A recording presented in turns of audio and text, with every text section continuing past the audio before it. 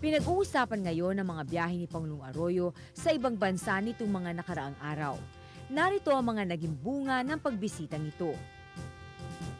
Sa South Korea, may $2.2 billion worth of investments at job opportunities. Ang Japan ay magbibigay ng $500 million worth of overseas development assistance projects. Naglaan naman ng $2 billion ang Shimao Property Holdings Limited ng China para sa property development investment sa Fort Bonifacio at mamumuhunan ng $1 billion ang giant firms ng Middle East na Al-Kharafi at QTEL sa bansa. Sa infrastruktura, $700 million ang inilaan ng Shimao Group sa isang hotel project at 180 million euros ang magmumula sa Espanya para sa construction ng steel bridges at modular roll-on roll-off ports. Sa Japan, mas maraming Filipino nurses ang ipapadala sa pamamagitan ng Japan-Philippines Economic Partnership Agreement o JPEPA.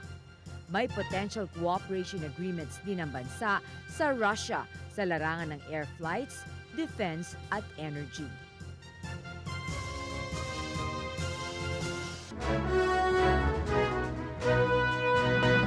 Mula sa Brazil, dumaan muna si Pangulong Arroyo sa Hong Kong bago bumalik sa bansa. Dito nakasama niya ang mga kababayan nating OFWs na mainit siyang tinanggap sa Hong Kong Cathedral kung saan nagsimba ang Pangulo kasama ang mga ito. Ang paghimok sa foreign investors ay isa lamang sa pamamaraan na isinasagawa ng pamahalaan upang mapabuti ang ekonomiya ng bansa.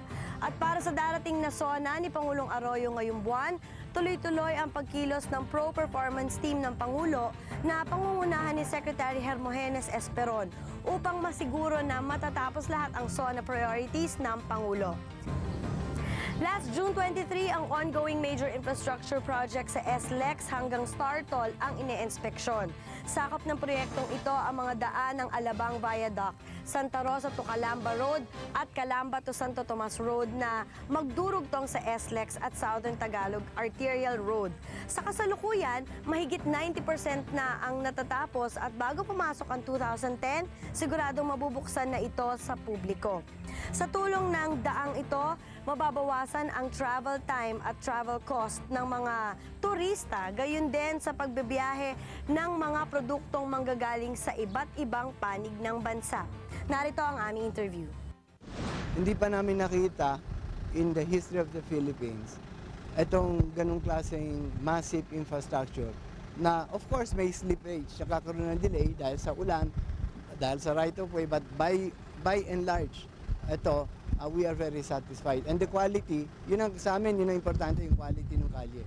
And we are very, very happy na ginagawa ito. Kung ikaw ay taga Southern Tagalog, alam mo talaga kung na ikaw ang makikinabang dito at saka yung mga produkto dito, 60% of the trade in Manila comes from this area. Kaya napakalaking tipid sa transport, tipid sa oras. Kaya makikinabang, hindi lang taga Southern Tagalog, kundi yung mga residente ng Metro Manila.